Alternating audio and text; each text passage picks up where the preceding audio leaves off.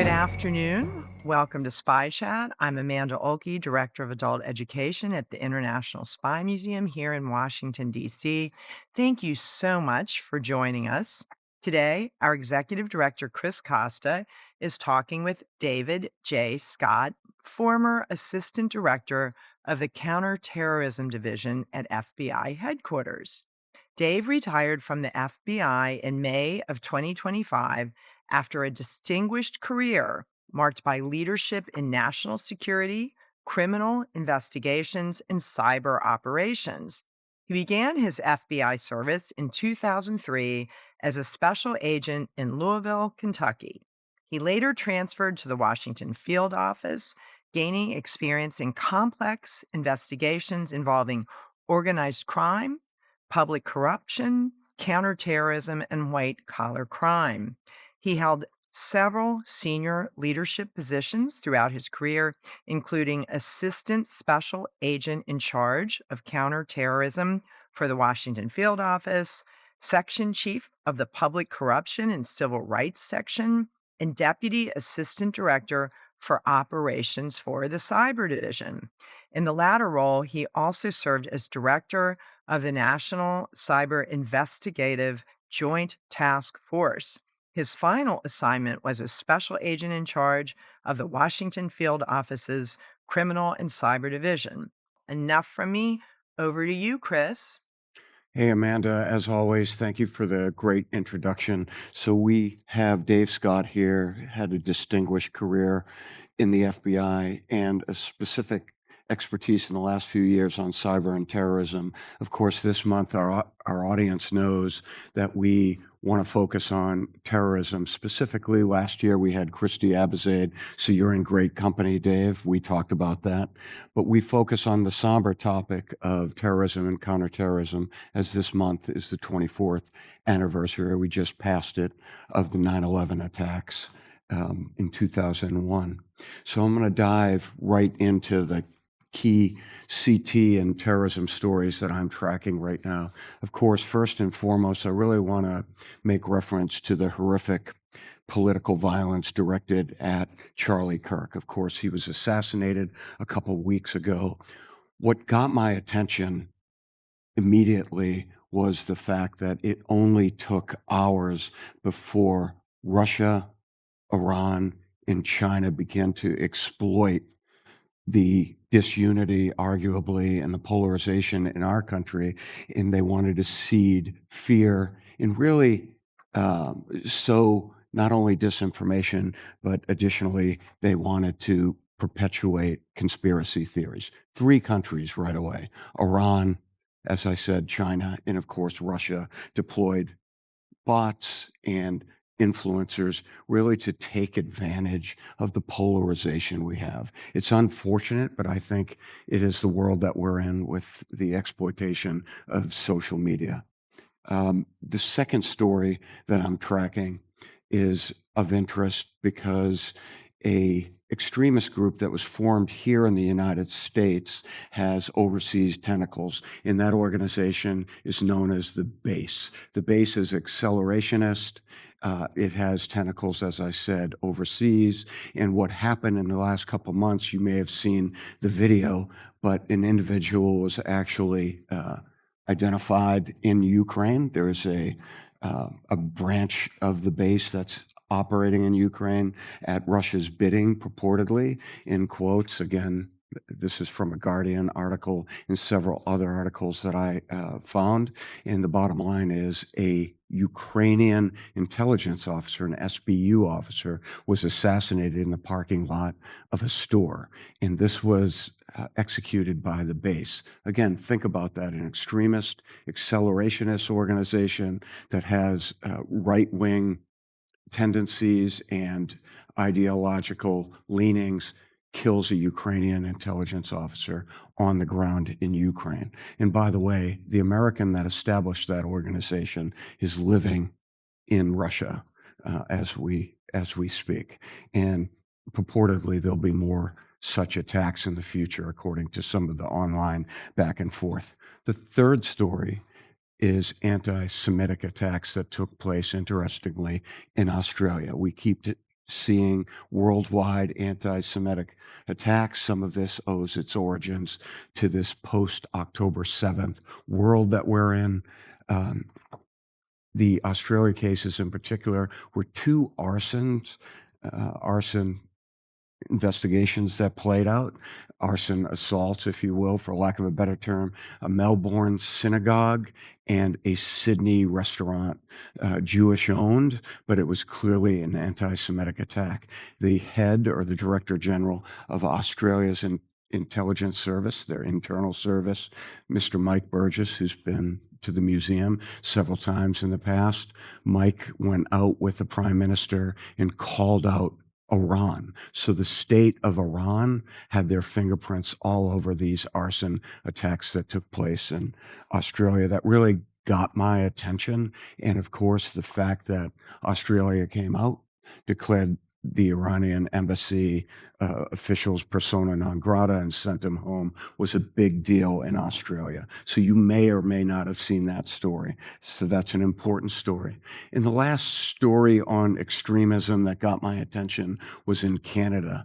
A plot was disrupted. 4 individuals were arrested, 4 or 5 individuals. 4 of them had previous government Canadian experience. 2 of them were actively involved with the military. They had weapon caches, they had explosives, and their objective was to seize terrain, which is interesting. Their ideologies are a little murky, but it really underscores this notion of individuals that were influenced by conspiracy theories and were radicalized, wanted to seize terrain, and essentially have their own piece of sovereignty in Canada. So this also got my attention because these kinds of anti-government attacks continue to trend really globally. And I know you're going to talk about that, Dave. So these are the big stories I'm tracking. I also want to underscore a good story, a story that had a successful outcome. In the past, I talked about Elizabeth. Yes. I never do this, but someone asked in the middle if you could speak to what you mean by accelerationist Yeah. regarding the base. Sorry to interrupt. Yeah, we've talked about accelerationism in the past, but great for pointing out that that's a term that needs some description. Accelerationists essentially are individuals that believe they can hasten a white world by causing a civil war. So this is oftentimes a white supremacist notion. And Dave, you can correct me if I'm wrong on that point, but it's this idea that you're going to hasten civil war, and you're going to do so by ultimately carving your own piece of the world where it can be essentially dominated by the white race. This track Anders Breivik back in Norway over a decade ago, I think, was an accelerationist as well, was very fearful of white Europe, in quotes, being taken over by the others in Europe. These kinds of tracks you'll find online, various conspiracies linked to those kinds of ideologies. So thank you for that question. But back to the happy news of Elizabeth Zirkov, who was a Israeli-Russian passport holder that was studying at Princeton University. She did some research on the ground in Iraq, and she was kidnapped by an organization called Katab Hezbollah, if I'm pronouncing that right, which is a militia group that is linked to Iran, the Quds Force in Iran, and has some associations with the government of Iraq. It's very difficult for Iraq to manage the various militias that are operating and providing security to the different ethnic groups on the ground in Iraq. All of that said, Netanyahu, the Prime Minister of Israel, thanked the United States for President Trump in particular for contributions to helping release Elizabeth. So I think that's a good outcome. I'm not sure as to the extent of U.S. involvement, but we always talk about hostages, and this is a good story. The the last thing I want to do before I turn it over to Dave is I want to make a recommendation on a book called King of Kings. As our audience knows, I always make a book recommendation. This is a book about the Iranian Revolution. So if you want to understand dynamics that are at play on the ground in the region, I think it's really important to understand 1979 Iran, the Shah, and the revolution that took place. There have been lots of books, but this is a new book that we happen to carry in the Spy Museum retail store. I read it very quickly. It's very readable, and I really appreciated that. Dave, I'm going to kick it over to you, but I will come back to a couple other points on a conference that I just attended. I think you were there last year, the Sufan Center that happened at Ground Zero, a conference that talked about political violence and terrorism. I had an opportunity to be a participant. I know you were there. You may have tuned in this year. The bottom line is we're going to share some notes from my good friend Mahmoud Janji, and we're going to share that with you, kind of a summary of what we talked about at that conference. So if you want to understand perspectives from across the community, from former intelligence officers and policymakers, you can read this summary. I think it's very lucid, and it really does a great job of recapping kind of the threat landscape as we see it. So, Dave, with your vast experience, I'm going to turn it over to you. I think you can really fill in some of the blanks, and I know you have some important things to share with our audience. It's great to have you. Thanks, Chris. Really appreciate it. And thanks for the invitation to be here. I thought I'd start out by just saying thanks to you for your service. I mean, I know most people know you in your position here at the Spy Museum. They may not recognize what you've done in the past and your service to the country. So thank you. And also to everybody that's working the counterterrorism fight out there. It's it's often they get very little recognition except when things go bad, because the American public expects the counterterrorism mission to be perfect and no fail, and it doesn't always work that way.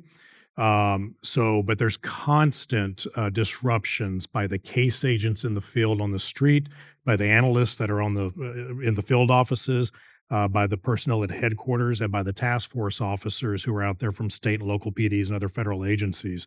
And it's a joint effort, it's a team effort, and when everything comes together, there's all kinds of disruptions that you just don't hear about, or it's a quick blip in the news. There was a school shooting stopped just last week that could have been, just absolutely horrible. So you often don't hear about that, but I just wanted to say thanks to all those people that are out there, and to include overseas working the counterterrorism mission. In terms of some of the stories I'm tracking, you mentioned the political violence. It seems these days that it's nonstop. It's almost like, unfortunately, every day we hear of something new in the news about political violence. I know just about 48 hours ago, there was an incident in Dallas that's still being addressed now, where there was an act against an ICE facility there in Dallas that led Right. to some deaths. And obviously, that political violence, it just continues, and it appears from what's publicly reported already that there is evidence that that was politically motivated. There was ideology there. Um, the other things that I've seen in the last week, there has been NCTC, great partners with the interagency, National the Counterterrorism. National Counterterrorism Center, and they put out a bulletin either late last week or over the weekend about Al Qaeda, and the fact that Al Qaeda continues to be a threat to this day. I think a lot of people assume they haven't heard of Al Qaeda in a while, but they're still there, and they still pose a threat to the United States. So that bulletin is a really well done bulletin, a great read on some of the Islamic extremism and the violent extremism posed by Al Qaeda. And then the third thing that I came across just in the last day or two, which is I think it shows the insurgence of technology into terrorism, even though these may not be terrorism per se. But there was an incident in Denmark where a drone, or a number of drones, shut down the airport in Copenhagen. And then just this morning, I saw in the Washington Post that there's been 4 other airports shut down by drone swarms. I think that that's something that we need to pay a lot of attention to. I know that the administration has some pending legislation that I think is going to be very effective there. But I think that's something that I hope we don't, but I think we'll probably see some of in the U.S. In the coming years as well. So those are some of the things that I've seen in the news. Like I said, unfortunately, terrorism is something that is a constant thing in the news these days, especially with the increase in political violence. So, Dave, we talked bef- before we kicked off this segment today. Not only did you focus on cyber as your bio, articulated, but you focused on CT and terrorism issues. In the last couple of years, you were working and pressing really hard on the threats. When we first met, and we never actually had the pleasure of working together, but one of the first things I said to you is, it's too bad we didn't get to know each other a few years ago and couldn't have worked in your role at the FBI working on these pressing terrorism problems. So I regret that, but that's just the way the cycle of life is. But the bottom line is, as I reflected on what you've been dealing with the last couple of years, as from an outside standpoint, I wonder what worries you the most. You just alluded to the technologies. You didn't explicitly talk about AI. You talked about drones. But what caused you the most distress in those moments of reflection, in it, if you even had time to think through all of these issues? Yeah, great question. I think your point there at the end is key, is whether you have time. I think often in counterterrorism, you're running from one incident to the next, either in incident response or in prevention of the next terrorist incident. I think what concerns me a lot is the pace that we're seeing in terrorism incidents these days. It's elevated across all of the elements of terrorism. So you've got the nation state actors, you've got the criminal elements that are becoming more and more involved. You've got the domestic terrorism. It's all elevated at this time, and so the international terrorism, which has always been elevated ever since 9/11 and even before. So that's very concerning. When you look back over just, let's say, the last year and a half, we started with ISIS-K threats to the Paris Olympics last year, Right. followed soon after by threats to the Taylor Swift concert, both in Europe. That was concerning. And then in June, you had an individual with Iranian ties from Canada who tried to make it into the U.S. To conduct an attack. You mentioned anti-Semitic attacks. He wanted to conduct a Jewish community center attack in New York City. And in his own words, he wanted it to be the worst attack on U.S. soil since 9/11. Thanks to CBP, thanks to our Canadian partners and the New York Joint Terrorism Task Force, that was stopped. And then just a month later, you had Asif Merchant, who was arrested in the U.S., also Iranian ties, trying to hire criminals to conduct assassinations on U.S. soil. That is very concerning, and of course, you keep seeing this pattern with Iran being involved as well. Gig terrorism, I've heard kicked around. Have you heard that term? The idea that somebody, you know, someone is reached out to via a social media platform, is essentially paid to conduct an act. Take the gig, take the pay, go out and do some kind of act of sabotage, or on the other end of the spectrum, assassination. So that continues to be reported not only here in the United States, but in Europe, right? Absolutely. Yeah. And, the online communications also, I guess it was August or September, October of last year in Oklahoma City, you had the Afghan nationals who were looked to conduct an attack on a polling place on election day. And imagine the chaos that would have created if that attack had succeeded. And then, of course, the horrible attack on New Year's Day. That was a horrible incident where 14 individuals died because of an attacker, ISIS-inspired attacker. And then you mentioned the Charlie Kirk assassination, and then there's school shootings in between. One of the trends we're seeing a lot, you had the question on accelerationism, is the nihilistic violent extremism, which is a new term to many people, but that's the group often referred to as 764. It's often juveniles. We've seen, I say we, the FBI, the interagency, has seen individuals as young as 11 years old and involved in these types of things, and they brainwash juveniles. They do cutting. They ask them to harm their pets and to videotape it. And the worse you can do, the better credibility you have with the group.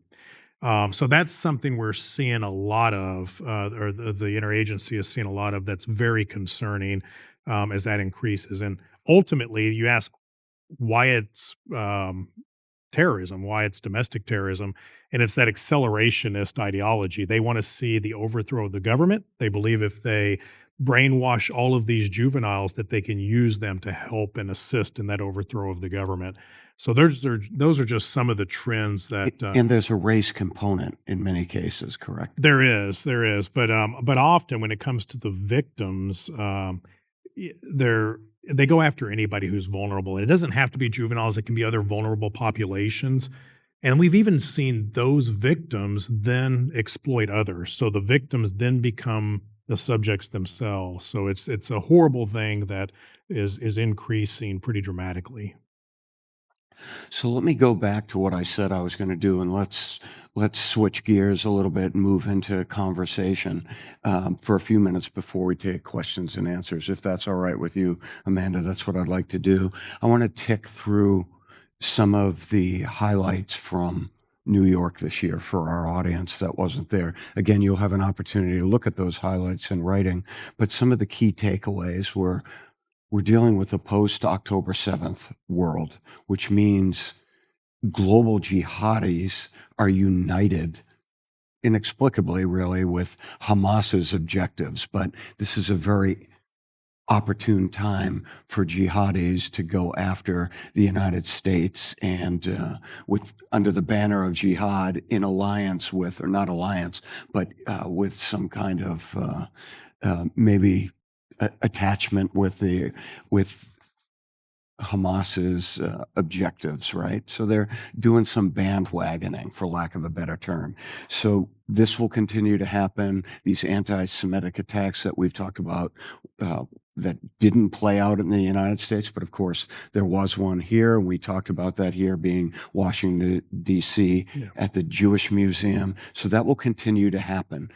Switch gears, ISIS, you just referred to the would-be attackers in Europe that were ISIS wannabe attackers. ISIS-K clearly wants to go after European targets, and of course they are pressing their fight against the Taliban in Afghanistan, but they want to continue to refine and develop their external capabilities. And you mentioned Al Qaeda. Al Qaeda overseas continues to grow their footprint, particularly in the Sahel and Africa. And Somalia is an important affiliate, Al Shabaab. And of course, a few years ago, up in New York, some former FBI and present FBI agents talked about breaking up a case where a Somali, I believe, wanted to down an airliner again, right? With tentacles to the Philippines. Is that right? I believe so. Yeah, not to put you on the spot on that. In Syria, of course, is still an area of instability. Add all of this up when you factor in the technologies, I see a threat picture that is extremely complicated. In other words, just 8 years ago, the landscape has changed dramatically. Is that what your sense is? Yes, absolutely. It's changed dramatically. The international partnerships are very strong, but I think everybody is suffering a resource drain across all of the international counterterrorism agencies, and that's something that's been discussed. It was discussed for the last couple of years about how the interagency here in the U.S., but also internationally, everybody's hurting for resources because you can never have enough when you've got this much terroristic activity.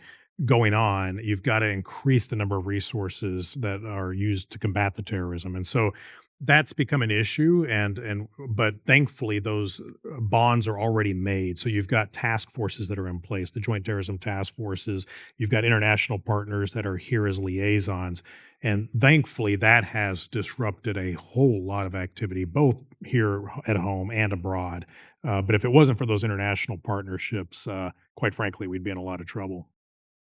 Well, I think those were the lessons learned that we reinforce anytime we talk about 9/11, the importance of coming together, breaking down some of the walls. So that's a consistent theme. We talk about that every year. We have to reflect on the lessons that we learned from a policy standpoint, but also operationally.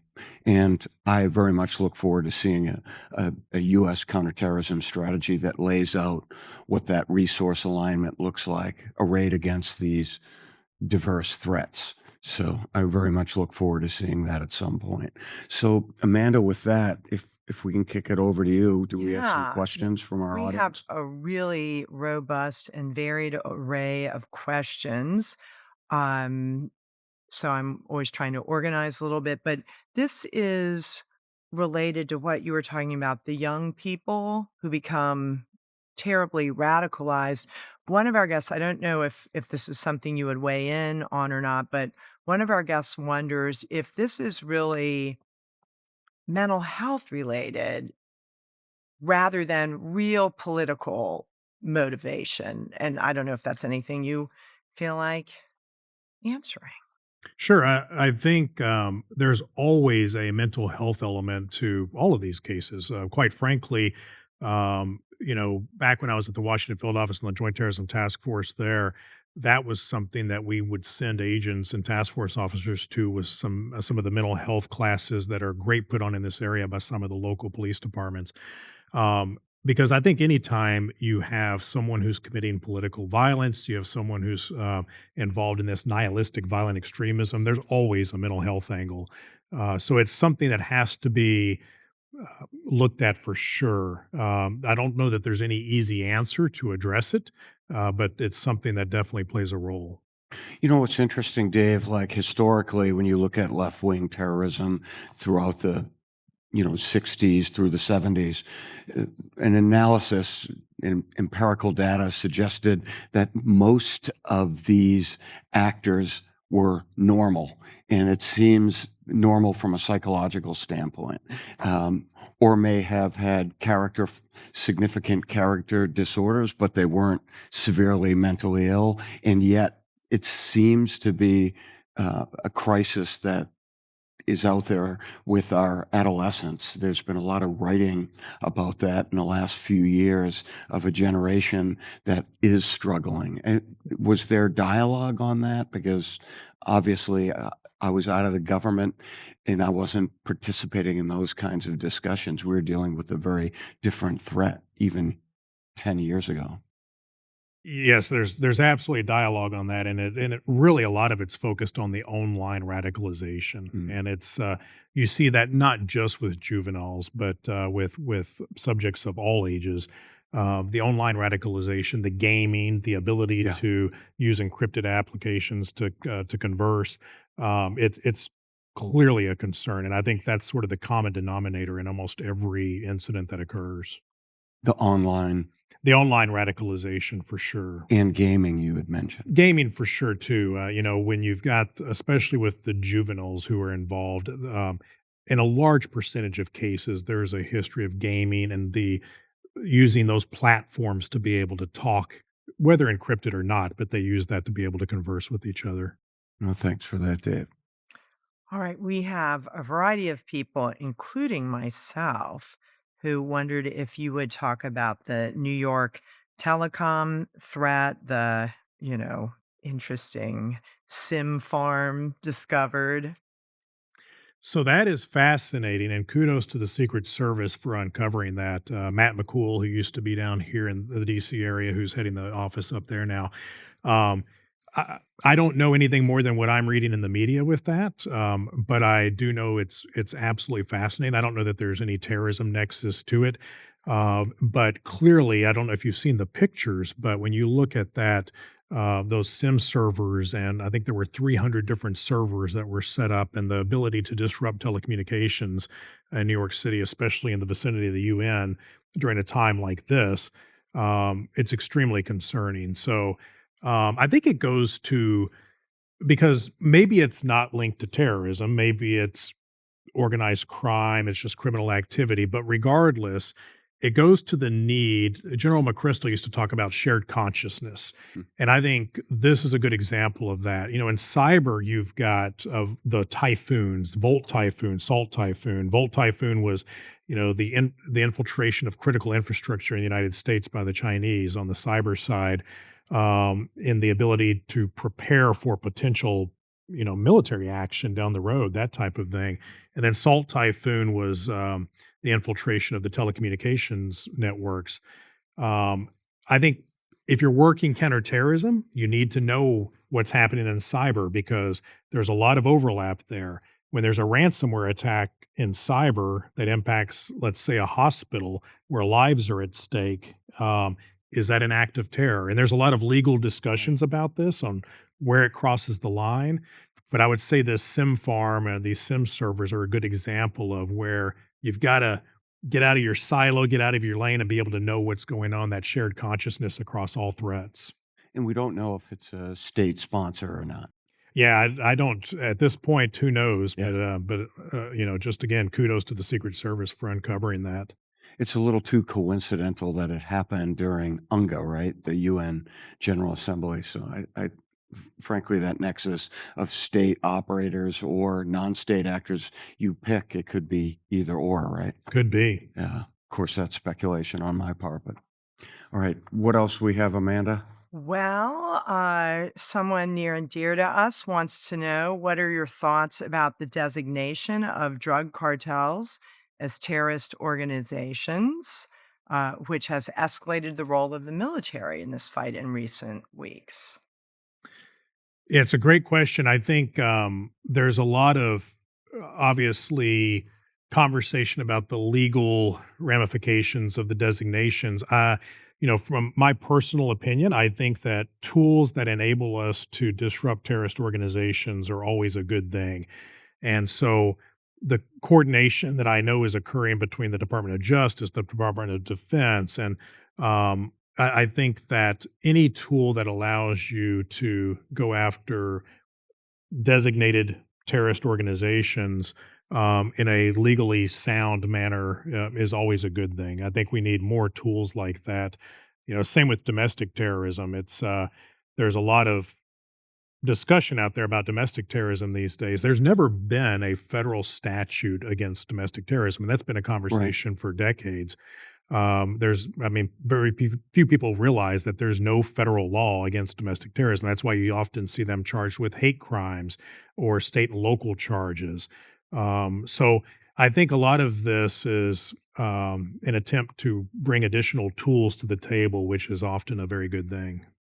Yeah, and I very much appreciate the question. I've shared this before. I had the opportunity. You don't know this, Dave. I don't think we talked about it explicitly in all our discussions, but a few years ago, I had the opportunity to advise the Department of Justice as a special government employee.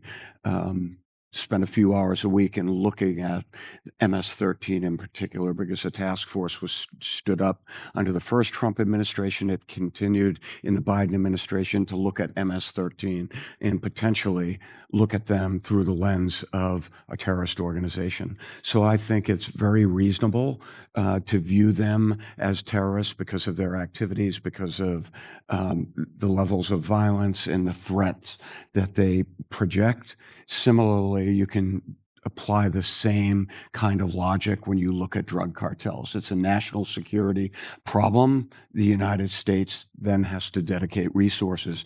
To your point, the question is, does that, take away, does that distract from this full range of threats that we've talked about? I can't answer that, but I also would suggest that using national intelligence resources to collect against drug cartels is perfectly in consonance with what you would expect national intelligence services to do. The question, though, is how does that evolve over time? Does that distract from other problems? What happens if cartels then decide to ramp up their violence directed against the United States in isolated pockets? We don't know. It's an unknown. But I will say the idea of narco-terrorism, that's a very 1980s term that's back in the vernacular. So I look at it from a resource standpoint like you do. I do worry, though, about the potential for threats down the line that emanate from pressuring cartels that feel pressure. And also, I want to underscore back to your excellent point on partnerships. You can't work these kinds of matters unilaterally, or it's much more difficult. So Mexico, in particular, really will need to work cooperatively and vice versa on the cartel problems. And I think Mexico is committed to doing that. But we'll watch this in the next couple years, right, while it plays out. I have to say, the questions are so diverse because you've covered so much ground. I'm really enjoying it, but we are ping-ponging around. But this is calling back to the drones over, the Danish airport, also mentioning all that New Jersey drone activity a while ago. Does the US law permit shooting down drones over sensitive areas? I'm not an expert on the law, so I'm going to stay away from the details on laws on what can and can't be done with drones. I will say though that largely based on what happened in the fall up in the Northeast, like I mentioned, there's definitely an urgency where you've got some pending legislation on different opportunities to disrupt drone activity. And I think that from what I've read, which is publicly available, it seems very reasonable. It gives more ability to federal agencies. It requires collaboration across the interagency. It gives abilities and authorities to state and local agencies. And I do think that that's what you need. It's always everything you do in counterterrorism. Um, in any type of activity, quite frankly, it's a team effort. And so the more that legislation can drive that and drive the different agencies to work together on this, I think that's a good thing. Uh, Yeah. I think I will say with confidence that people don't need to be going out in their backyards and shooting down drones. That's never a good thing. But yeah, so I I agree with you that there are some policy gaps. You didn't use those words, but I think it's an emerging technology with not only AI, but as well with drones. I think the laws are catching up, the policy is catching up. I will say that 8 years ago, that was not something that was even on my radar. We were not focused on drones in terms of a CT threat. There were pockets at the NSC that were looking very closely at counter drones, what that means.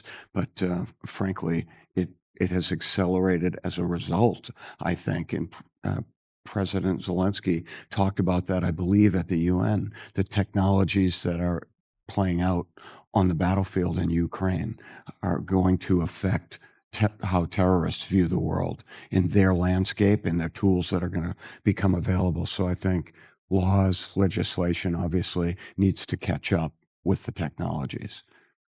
and Amanda and Chris, going back to because this sort of brings several different discussions into one.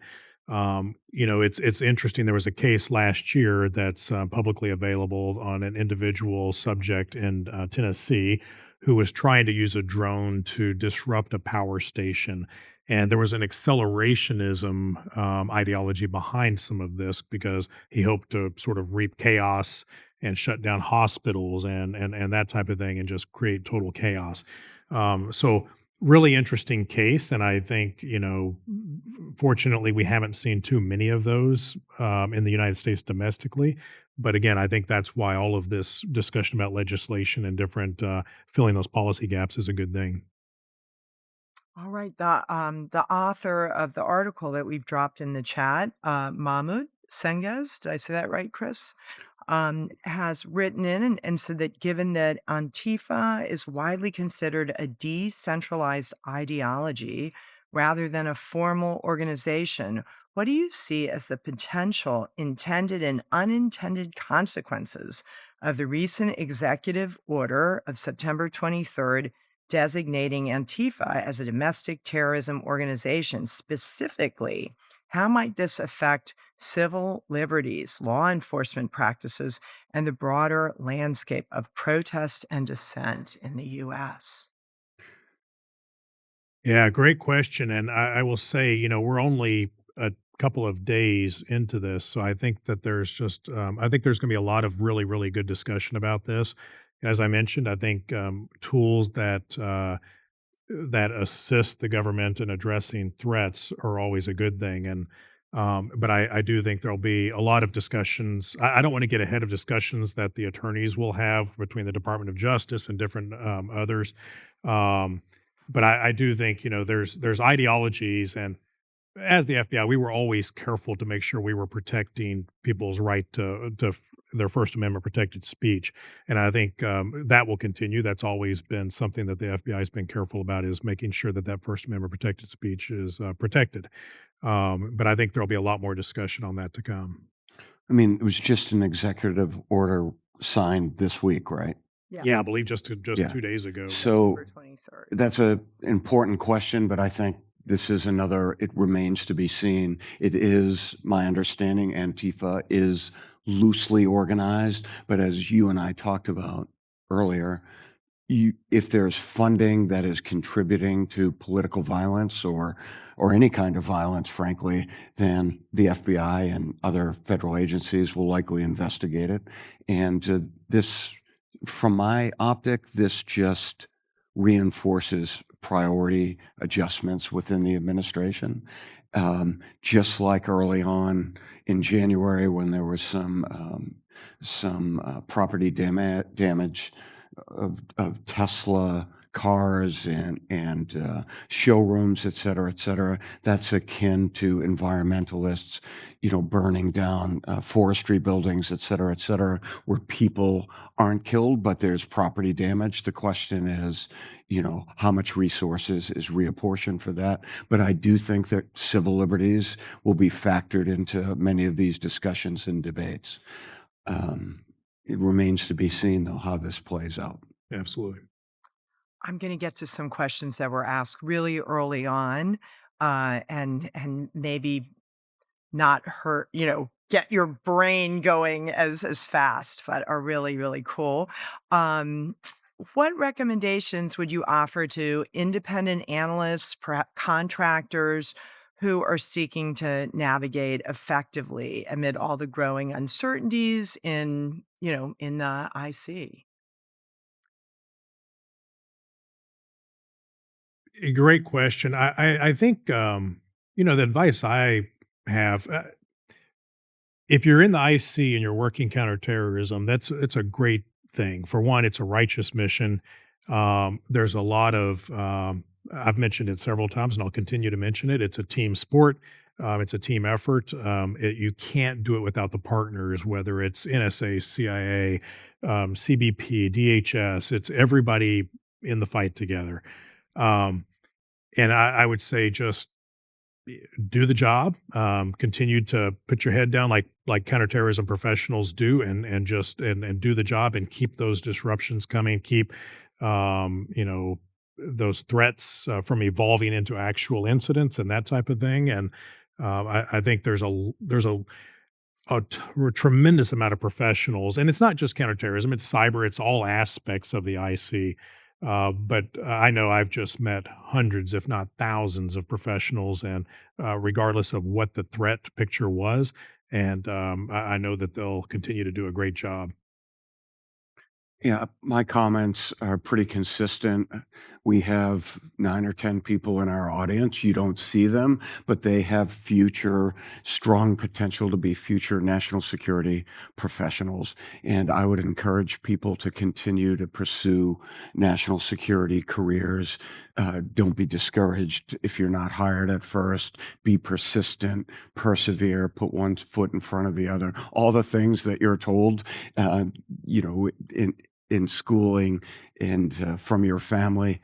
Do the best possible job you can do in the job that you're in, and persevere, put one foot in front of the other. And importantly, I would encourage people to continue to read and be critical of what they're seeing, and use multiple sources, and continue to grow and continue to ask important questions. Critical thinking is so crucial to national security work, and we're so lucky. I don't want to speak for you, but I know, Dave, you would probably echo the professionals that we had, subordinates and seniors throughout our career. We're blessed by that.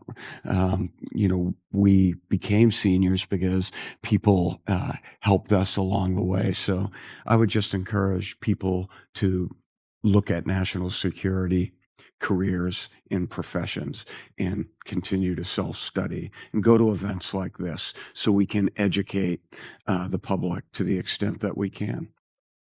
That plays really directly into a question asking how to get the word out to educate people in a broad way, regular citizens, not burgeoning IC professionals or practicing professionals, but how to get citizens education about disinformation and conspiracy theories. Any thoughts? I think, the best thing is just to, Chris mentioned it, look at a wide variety of sources and make sure you're educating yourself across a wide range of sources, and read the public service announcements that go out regarding certain threats. I mentioned NCTC's product that just came out. The FBI puts out products on ic3.gov on cyber threats and other types of and white collar threats and that type of thing. And so there's all kinds of great information. There's so many great minds in the intelligence community these days. Since you made a book recommendation, I'll throw out one. There's Battlefield Cyber, which is Mike McLaughlin, who used to be up at the NSA, and it's a great insight where it shows you some of the overlap between potentially terrorism and cyber threats. So there's all kinds of between books and research and articles, and not to promote any one particular social media platform, but if you go out there on social media, you get to see a wide range of the different thoughts from the professional thought leaders in the intelligence community, and I think that's just a great way to educate yourself. And the other thing I would add, everything you said is on the mark, Dave. I would also add that the public has to be careful about sending out memes that they don't know the sourcing, they don't know whether it's truth or not, and it's it's not very responsible to really send around information that you don't know whether it's true or not, and you can't verify it. So you're just participating in a problem.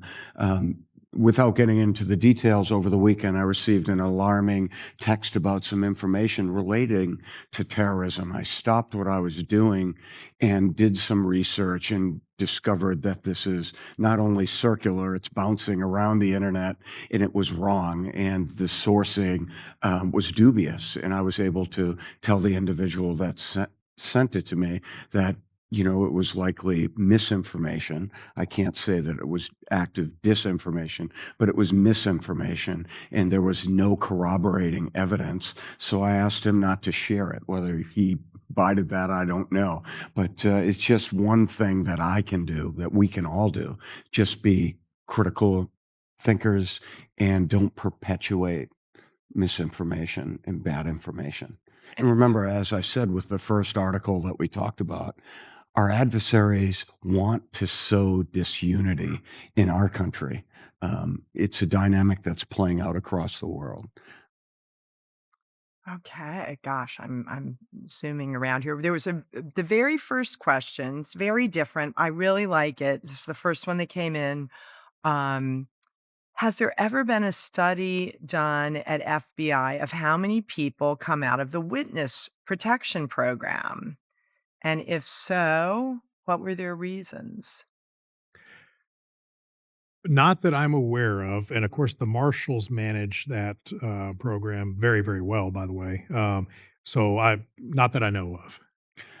I can jump in there only because I noted the other day one individual that is no longer in the witness protection program, according to, I think, one of the major news outlets, either the Post or the New York Times. But you remember the case of Najibullah Zazi, Yeah. the would-be subway bomber.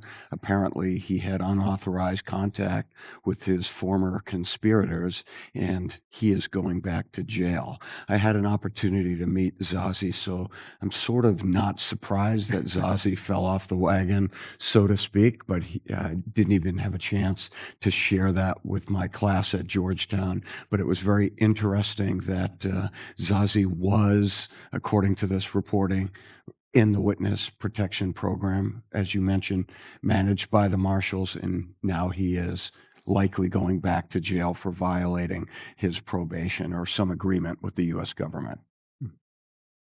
All right, you had your break. Now, could you give a quick summary of the current status of Syria? I think that. Wow. Well, first of all, I've been retired for a couple of months, so I think that You can always say pass. yeah, it's. I think in terms of the current status, I think there's a lot of uncertainty there, and there's a lot of potential for continued violence and things emanating from the country. So I think I'll just I'll stop there, and I don't know if Chris has anything additional. Yeah, so I have strong feelings. You're talking about Syria, correct, Amanda? That's what we're Yes, talking about? Syria. Yep. So Syria is of great interest with me, and I wrote two articles with Colin Clark in this new year, and both of them were themed and linked to instability or stability in Syria. Um, you can't really understand why Israel is on the ground in southern Syria right now without arguably going to see the kibbutzes that were raided by Hamas on October 7th. Once you see the proximity and the geography, you realize Israel is looking for space on the ground in Syria so they don't have another October 7th. So now you have a regime that is trying to open dialogue with Israel and other regional partners. And I would argue, from a policy standpoint, it's great that the president talked about opening up to Al Shura and recognizing that, or Jelani, which is his nom de guerre, as the leader of Syria, former terrorist, former HTS, which was linked to Al Qaeda, is now running Syria. And he was at UN, interestingly, the United Nations, just yesterday. That is hopeful that he is trying to establish dialogue. But all of that said, it isn't game, set, match. The fact that Assad is gone is also outstanding because that was a consistent humanitarian crisis in state terrorism organized against his own population. So all of that said, you now have sectarian strife, Druze, uh, uh, religious groups in the southern Damascus suburbs that are very much concerned about their security. You have Israel conducting operations against the current regime on the ground in Syria because Israel is concerned about stability in Syria. And then, of course, there's still a U.S. presence, a small footprint in if I'm not mistaken, in northeast Syria. So really, this is another example of there is an opportunity, but also a significant threat. Foreign fighters are reportedly moving into Syria and see that they're positioned to exploit some of the I don't want to say chaos, but just some of the instability on the ground. So I think this all underscores the idea that as a result of October 7th, it's too early to celebrate um, more regional stability. In fact, it is very much a canvas that is still being painted. So I am very concerned about Syria, but I also am encouraged that al-Shara is trying to have dialogue with regional partners. So we'll see what happens.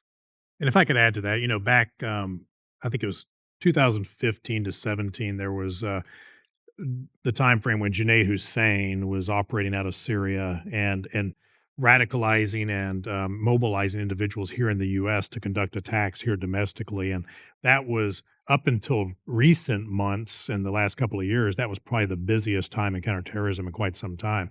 So any type of dialogue, like Chris mentioned, that allows that not to happen again, when you've got ISIS affiliated individuals that are directly communicating and mobilizing individuals here in the US, that's always a good thing. So I think that increased dialogue, also with the hostage recovery fusion cell, which Chris is familiar with, this increased dialogue helps to try to resolve some of those hostage issues as well that are still out there unresolved.